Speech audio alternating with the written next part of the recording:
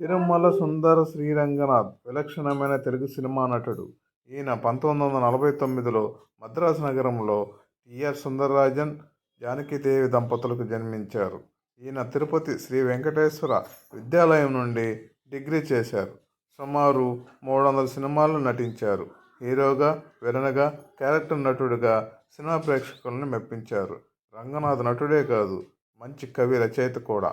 వీరు రచించిన కవిత సుదర్శనం, అంతరంగ మదనం, ఈశకం, అక్షర సాక్ష్యం, రంగనాథ్ కథలు, రంగనాథ్ నడత పుస్తకాలు అచ్చయ్యాయి. రంగనాథ్ కుటుంబంలో ఎవరు సినీ నేపథ్యం ఉన్నవారు కాకపోవడంతో రంగనాథ్ బాల్యం అంతా సాధారణంగా గడిచింది.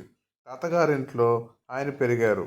రంగనాథ్ బాల్యంలోనే తాతగారింటి వాతావరణం ఆయనను కళాకారుడిగా మారేలా చేసింది. తాతగారి ఇంట్లో అందరూ గాయకులు కావడంతో రంగనాథ్ కూడా ఏదో ఒక కళలో రాణించాలని నిర్ణయానికి వచ్చారు. అదే ఉద్దేశంతో చిన్నతనంలో నాటక రంగం వైపు వచ్చారు. అనేక నాటకాలలో వివిధ పాత్రలు వేశారు. అక్కడ నుంచి సినీ రంగం వైపు రావాలనే ఆకాంక్ష మొదలైంది. వారి తల్లి ప్రోత్సాహంతో ఈ కోరిక మరింత బలపడింది. రంగనాథ్ గారి తాతగారు రాజుగారికి వైద్యునిగా ఉన్నప్పుడు అదే రాజుకు తాపి ధర్మారావు గారు ట్యూటర్గా ఉండేవారు. వాళ్ళు అలా పరిచయం అయ్యారు. కన్నాంబ, పుష్పవల్లిది రంగనాథ్ గారి అమ్మమ్మ ఊరైన ఏలూరు. అక్కడ వారి అమ్మమ్మకు 2 అన్నలు.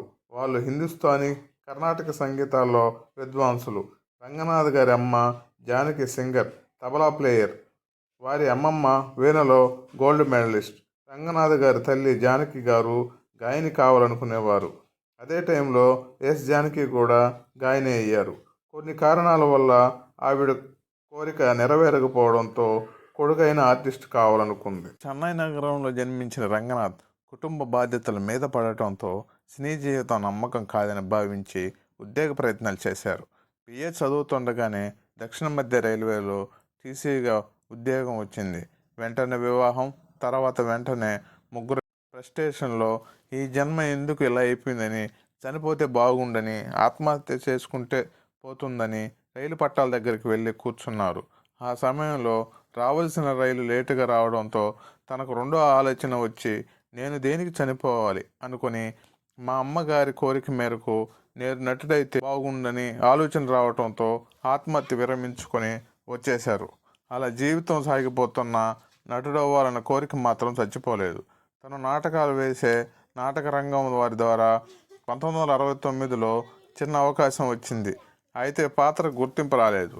అదే సమయంలో బాబు గారి అందాల రాముడు సినిమాలో రాముడి వేషం, గిరిబాబు గారి సినిమాలో హీరో వేషం ఒకేసారి వచ్చాయి. దీంతో బాబు గారి సలహాతో చందన సినిమాకి అంగీకరించారు. అలా వెండితెర మీద హీరోగా రంగప్రవేశం చేశారు రంగనాథ్. పంతులమ్మ సినిమాతో స్టార్ హీరోగా మారారు. ఎక్కువ కుటుంబ కథా చిత్రాలు నటించడం వలన ఆయనకు మహిళా ప్రేక్షకులు దగ్గర చేసింది. కానీ సినిమా రంగంలో వచ్చిన మార్పుల కారణంగా కెరీర్ స్టార్టింగ్లోనే ఒడిదుడుకులు వచ్చాయి. బుద్ధిమంతుడు తన మొదటి సినిమా.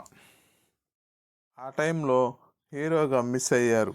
ఆ తర్వాత 2 సినిమాలు చేజారిపోయాయి.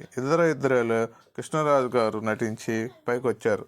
భారతంలో అమ్మాయిలో మురళీమోహన్ గారు హీరోగా చేసి క్లిక్ అయ్యారు.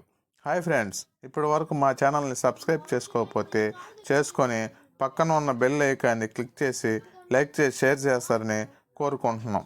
మదర్ మంజరి సినిమాల సందర్భంలో ఒకసారి విఠలాచారి గారు, ఏమిటి రంగనాథ్, మీకు పర్సనాలిటీ ఉంది, వాయిస్ ఉంది, బిహేవియర్ ఉంది, టాలెంట్ ఉంది, ఇన్ని ఉండి కూడా మీరు రావాల్సినంత ముందుకు ఎందుకు రావటం లేదని అడిగారు. నాకేం తెలుసు సార్ అన్నారు. మీ జాతకం ఉంటే ఒకసారి ఇవ్వండి అని అడిగారు ఆయన. దాన్ని చూసి, ఇందులో ఉందండి, మీరు హీరోగా కూడా ఉండరు. 1980లో శని ఎంటర్ అవుతుంది, కొడుతుంది మిమ్మల్ని దెబ్బ. 19 ఏళ్ళు ఇబ్బందులు పడతారు. ఆ తర్వాత బుధ దశలో వచ్చినప్పుడు నిలబడతారని చెప్పారు. ఆయన చెప్పడంతో అలర్ట్ అయ్యారు రంగనాథ్ గారు. ఆయన చెప్పినట్టుగానే 4 నెలల్లో పోస్టర్లో ఫోటోలు లేకుండా పోయింది. సినిమాలు సక్సెస్ కాలేదు. 4 అన్నదమ్ములు. ఇటువంటి పరిస్థితుల్లో మరో మంచి అవకాశం కోసం ఎదురు చూడలేదు. అప్పుడు హీరో కృష్ణరాజు గారి దగ్గరకు వెళ్ళారు. బ్రదర్, ఇలా ఉంది నా పరిస్థితి, ఇప్పుడు నేనేం చేయాలి, విలన్ చేస్తే ఎలా ఉంటుంది అని అడిగారు. తప్పులేదు, ఆ టైంలో ఎవరి పరిస్థితి ఎలా మారుతుందో ఏమి చెప్పలేం. వచ్చిన అవకాశాన్ని సద్వినియోగం చేసుకోవడమే మంచిది. నిజం చెప్పాలంటే హీరోల కంటే విలనే ఎక్కువ సంపాదించడం. ఒకసారి ఆయనకు ఫోన్ చేసి, బెంగాలీ పిక్చర్ ఒకటి కొన్నాను, తెలుగులో తీస్తున్నాను, ఇందులో నువ్వు విలన్ చేస్తే బాగుంటుంది, ఒకసారి చూడని సినిమాను చూపించారు. అందులో విలన్గా చేశారు. అదే గువ్వల జంట సినిమాతో తొలిసారిగా ప్రతినాయక పాత్ర అలరించారు. ఆ సినిమా సరిగా ఆడలేదు. ఆ తర్వాత 40-50 సినిమాల్లో విలన్గా చేసే అవకాశం వచ్చింది. ఆ తర్వాత క్యారెక్టర్ ఆర్టిస్ట్గానే మెప్పించారు. వెండి తెరపై మీదే కాదు, బుల్లితెర మీద కూడా తన నటనతో ఆకట్టుకున్నారు రంగనాథ్ గారు.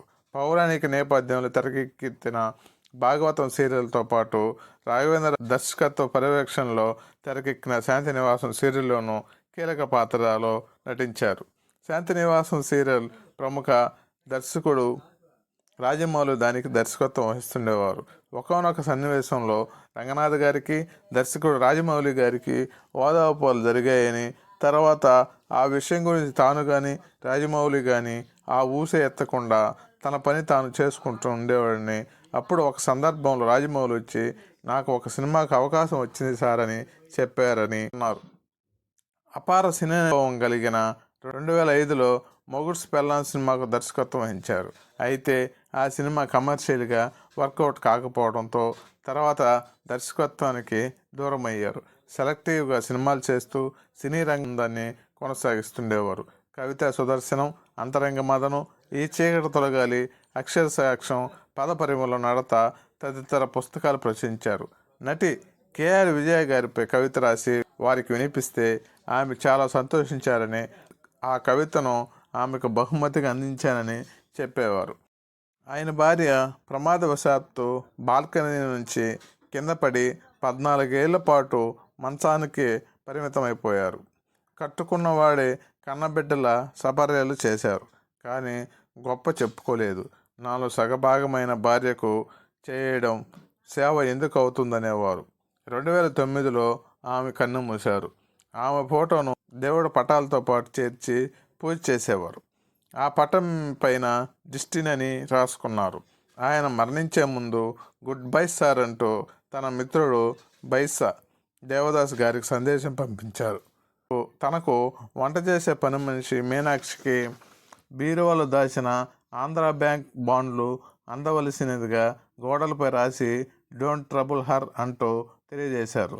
2015 డిసెంబర్ 19న తన స్వగృహంలో ఫ్యాన్కు ఉరివేసుకొని ఆత్మహత్య చేసుకున్నారు రంగనాథ్ గారు.